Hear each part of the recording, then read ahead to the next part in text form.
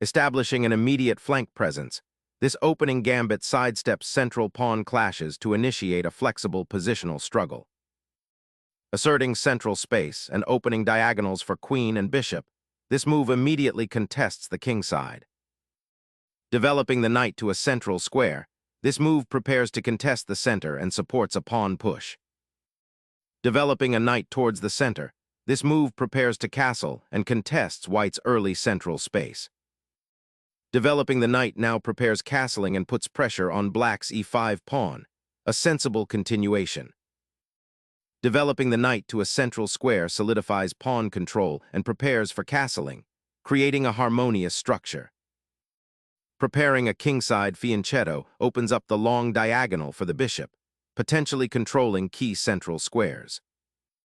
Immediately seizing central space, black challenges white's passive flank development, aiming to fracture the pawn structure.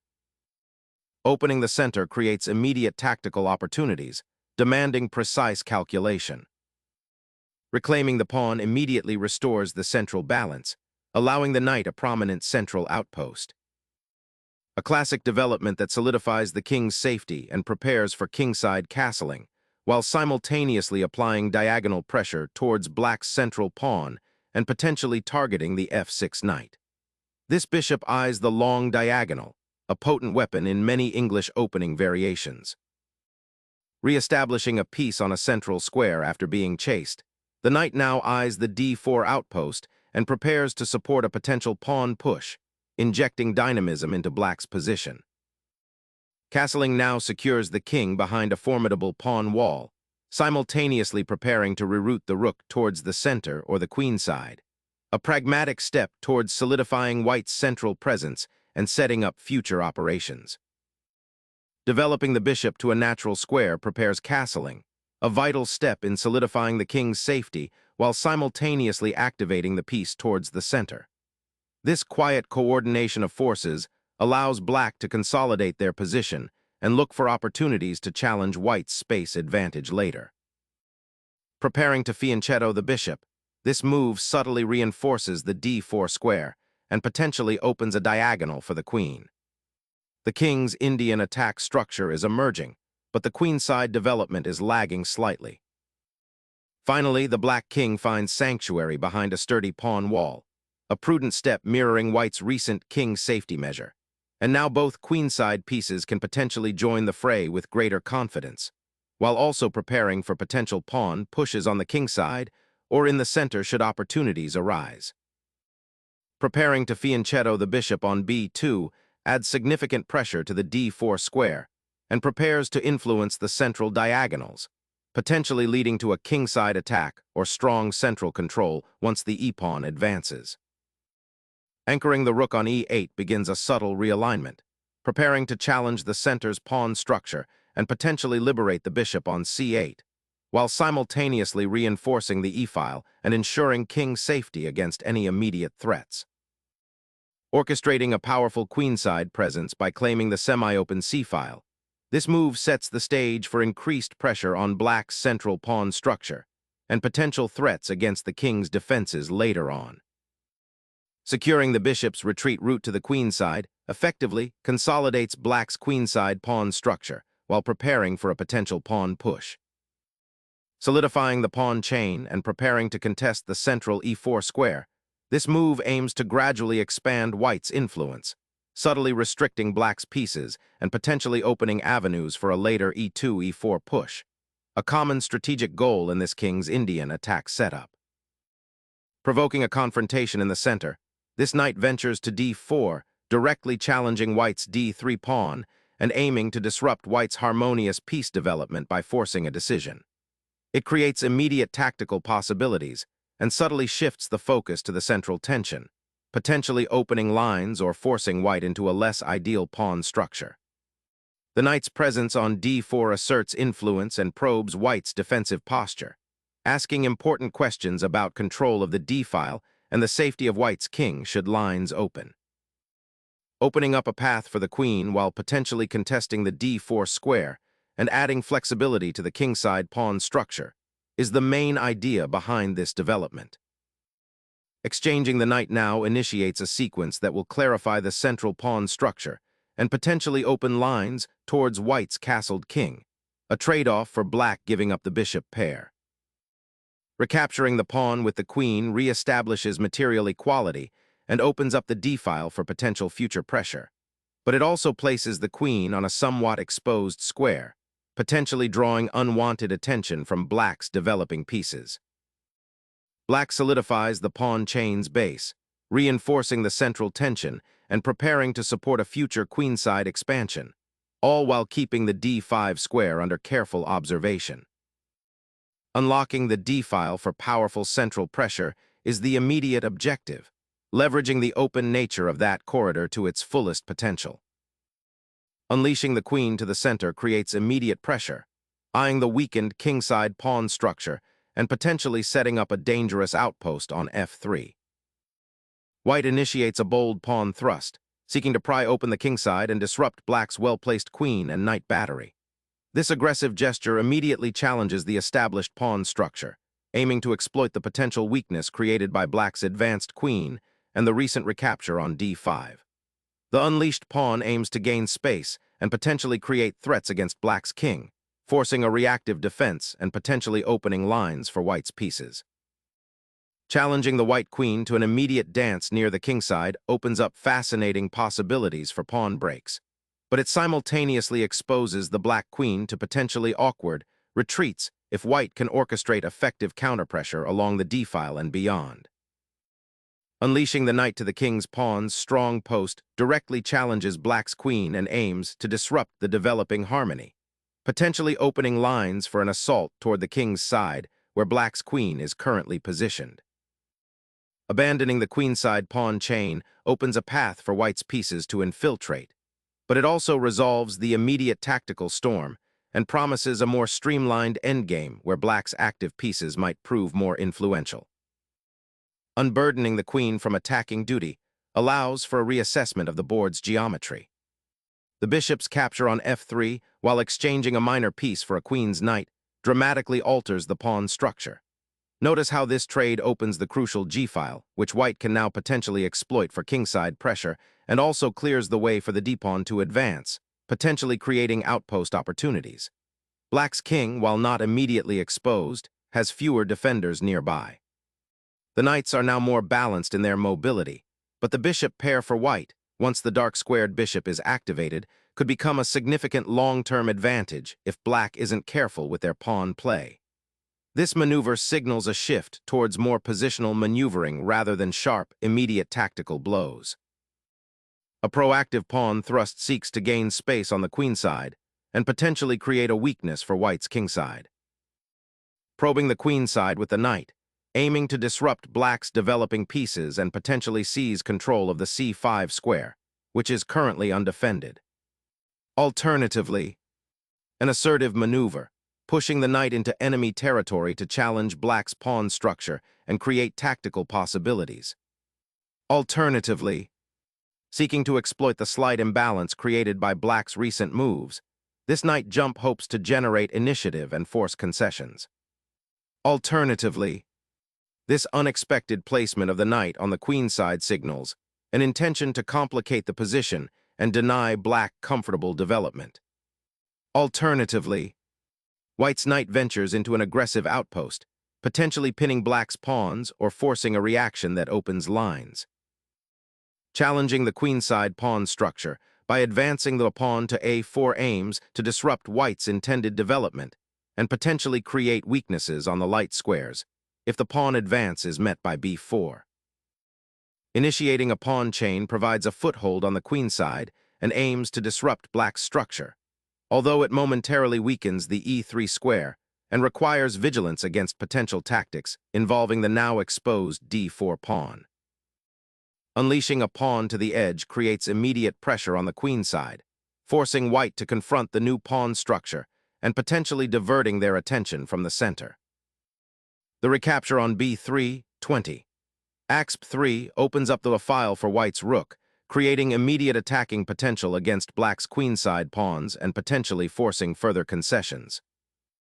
Introducing a powerful rook to the open, File, black immediately seizes a key avenue and prepares to exploit white's potentially exposed queenside pawns.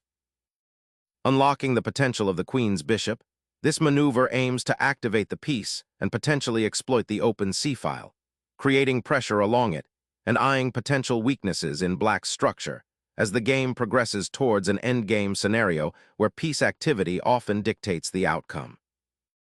Black's knight elegantly maneuvers to d5, an outpost that immediately presents new attacking possibilities and simultaneously bolsters the central pawn structure. This knight now surveys key squares, threatening potential skirmishes on f4 and e3, while also acting as a robust defender of the c7 pawn. It injects dynamism into black's position, forcing white to reassess their immediate attacking plans and consider defensive adjustments. The game's strategic landscape shifts as this knight establishes its presence, demanding white's careful attention. Clearing the central files, white dismantles black's attacking structure, opting for a positional simplification after the recent exchange. The bishop on b2 now exerts pressure along the long diagonal, while the knight on c3 eyes the vulnerable queenside squares. Black's rook on a2, though active, is now under scrutiny and may find itself a target for white's rooks once they are connected. This exchange signals a shift towards a more controlled middle game, where white aims to leverage piece activity and a slight space advantage. Consider how black can regroup their pieces to defend against white's developing threats, perhaps by repositioning the knight or reinforcing the queenside pawns. Reclaiming the pawn with the c-pawn solidifies black's central presence, aiming to leverage the newly opened file for the rook while simultaneously disrupting white's pawn structure on the queenside. This recapture ushers in a more open game, demanding careful maneuvering to coordinate the knights and bishops against white's more compact formation, potentially setting up future tactical skirmishes. Navigating into a cramped position, the knight finds its escape route blocked, forcing it to reevaluate its role and consider a redeployment that might disrupt black's burgeoning piece activity on the queenside, aiming to regain some semblance of central influence before black solidifies their newly acquired space. A brave foray into enemy territory, aiming to dislodge that bothersome knight and perhaps create a passed pawn on the queenside, though it opens up potential weaknesses around the black king if not handled with extreme care. Reclaiming the d-file, white aims to centralize the rook and prepare for potential pawn advances or piece repositioning, while acknowledging black's bishop pair is somewhat stifled by the pawn structure. Trading the rook for the bishop simplifies black's position, entering an endgame where material is equal, but white's queenside majority gains a slight positional edge. Clearing the bishop from its post opens up lines and allows for potential pawn advances. White is simplifying the material, heading towards an endgame where pawn structure and piece activity become paramount. The doubled pawns on the d-file, while potentially a weakness, also create an open file for the rook to exploit, hinting at a strategic shift. Opening that central d-file abruptly alters the pawn structure, creating immediate dynamic possibilities and forcing white to reconsider their piece placement, potentially leading to a more open tactical battle. Opening up the e-file for your rook presents a new avenue for attacking play, but it simultaneously grants black's rook access to the d-file. Consider how this shift in open lines might alter piece activity and the potential for future exchanges. Reclaiming the initiative, black repositions their bishop to a more active square, eyeing potential breakthroughs and offering improved coordination for their remaining pieces on the queenside.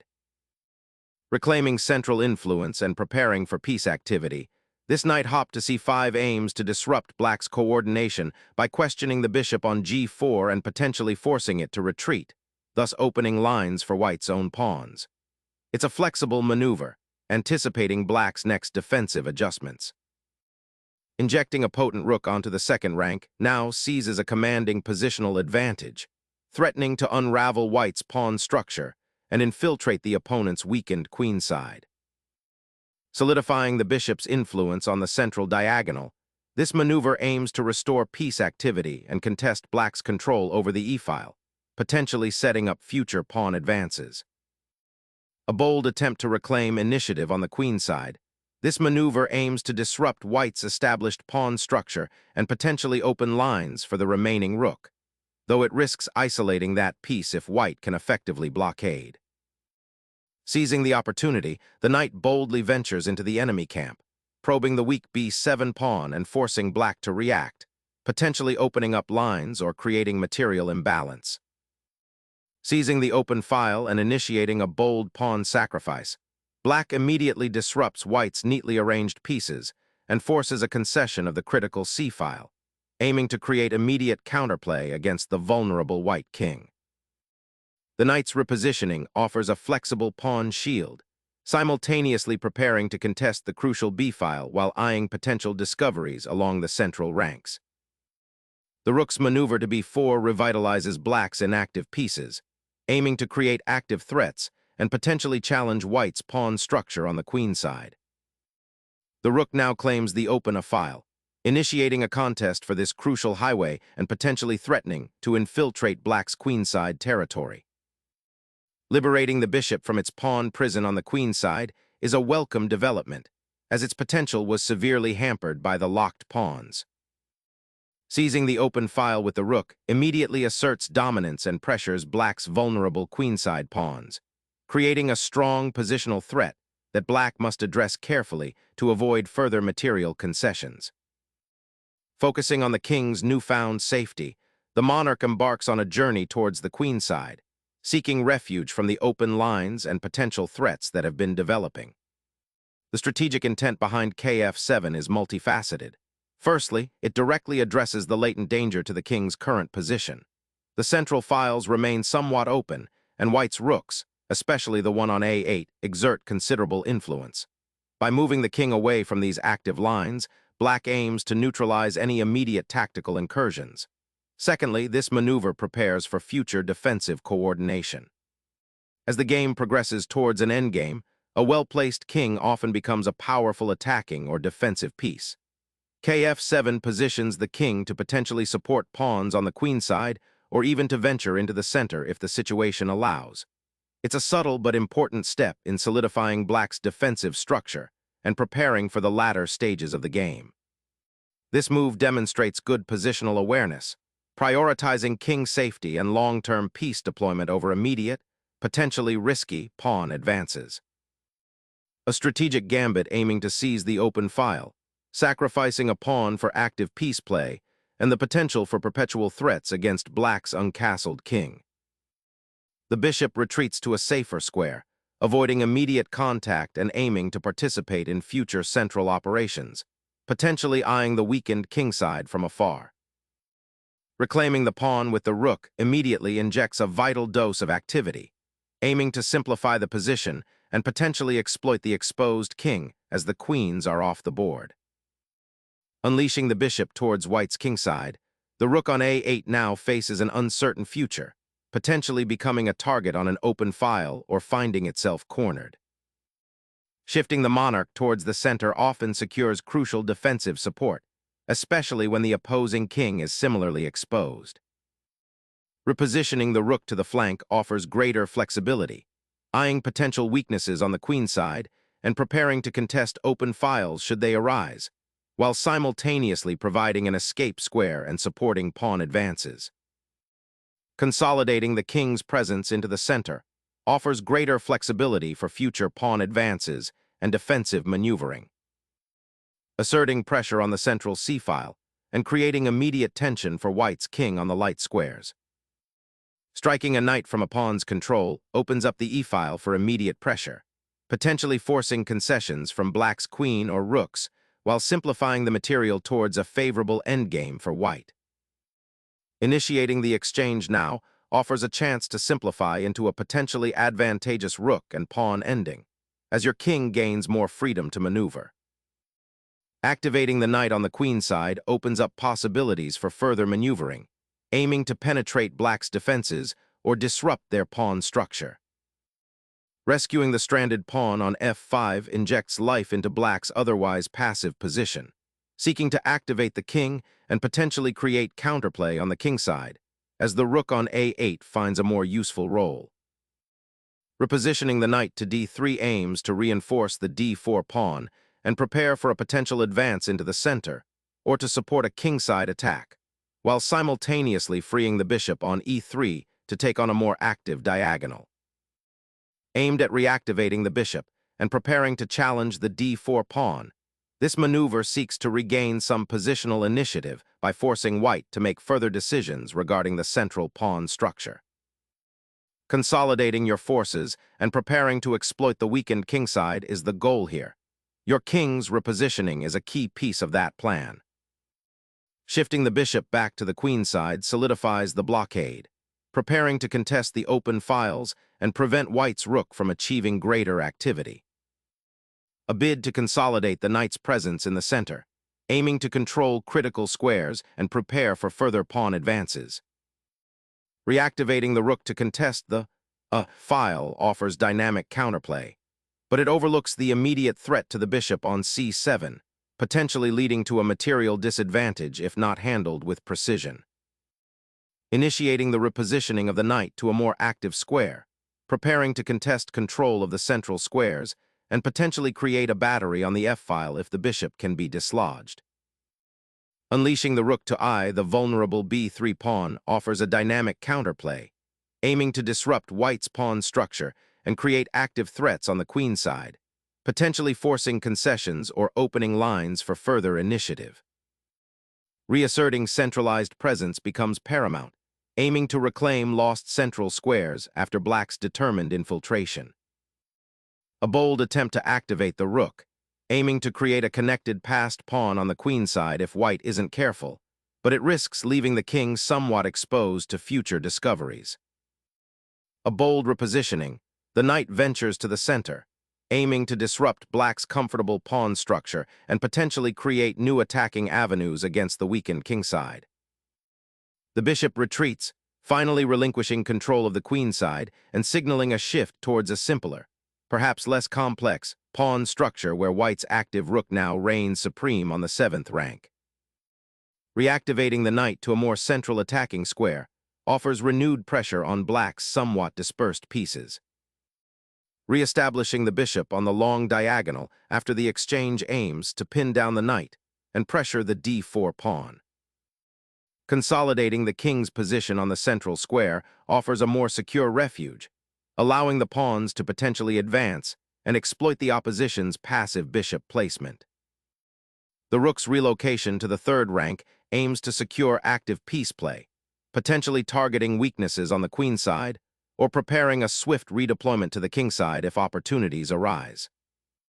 Shifting the knight to d3 aims to secure the pawn on c2 and also prepare a potential advance of the king towards the center, initiating a more active defense against black's centralized bishop. Solidifying the king's position becomes paramount as the rook finds a more active post on the 3rd rank, preparing to disrupt white's pawn structure and exert pressure on the queenside. Unleashing a knight check, white aims to disrupt black's pawns and potentially force further pawn weaknesses or expose the king to follow-up threats as the pieces start to consolidate.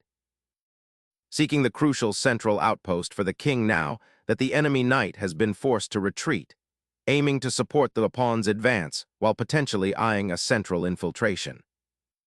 The knight's journey to h5 aims to disrupt black's entrenched bishop and potentially exploit any weakness created on the kingside by the recent pawn push.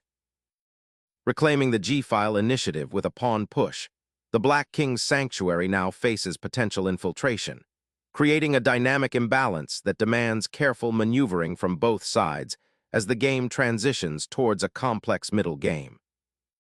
Seeking to revive the initiative and pressure black's rather passive pawn structure, the knight repositions to a more active square, aiming to disrupt black's consolidation and perhaps exploit any lingering weaknesses around the king.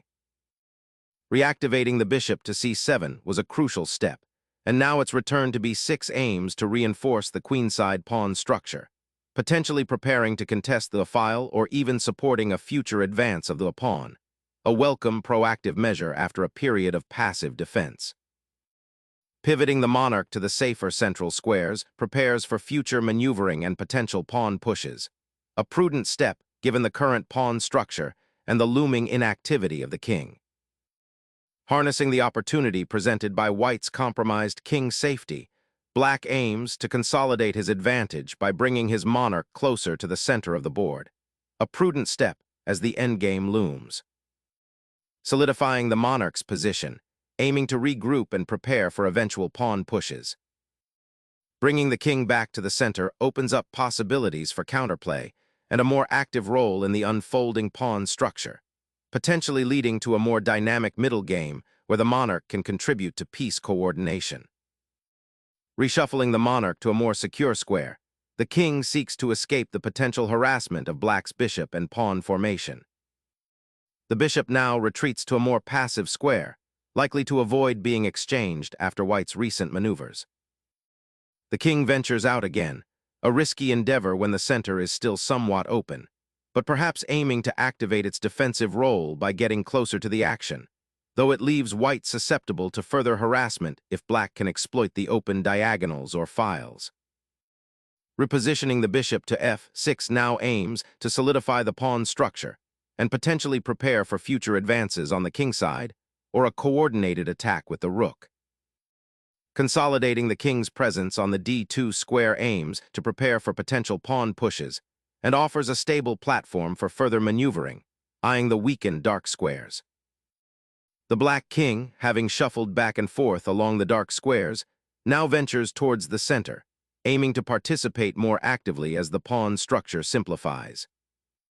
Consolidating the monarch's position becomes paramount with this steady retreat, aiming to solidify defenses and perhaps prepare a more active deployment of the remaining forces by repositioning the king to a safer square, out of the immediate line of fire.